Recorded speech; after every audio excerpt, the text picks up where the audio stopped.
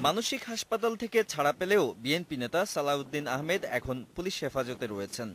তাকে ভারতের শিলং সিভিল হাসপাতালে চিকিৎসা দেয়া হচ্ছে। দু-এক দিনের মধ্যে তাকে আদালতে হাজির করা হতে পারে।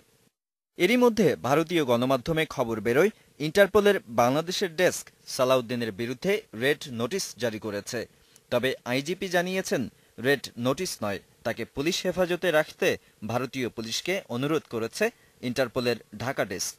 বিএনপির যুগ্ম মহাসচিব সালাউদ্দিন আহমেদকে আইনি প্রক্রিয়ায় দেশে ফিরিয়ে আনা হবে বলে জানিয়েছেন স্বরাষ্ট্র প্রতিমন্ত্রী। সেখানে কিভাবে গিয়েছেন, সে যদি অবৈধভাবে যেয়ে থাকেন, সেই দেশের আইন অনুযায়ী তার একটা প্রক্রিয়া হতে পারে।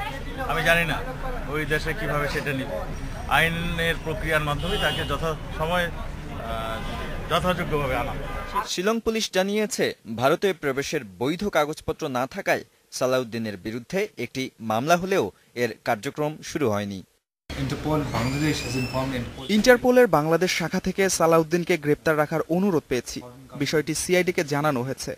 আর আমি যতদূর জানি, সালাউদ্দিনের স্ত্রী এখানে আসছেন।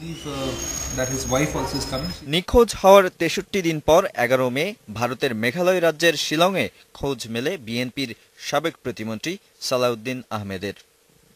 Nadim Mahmud, Independent News, Dhaka.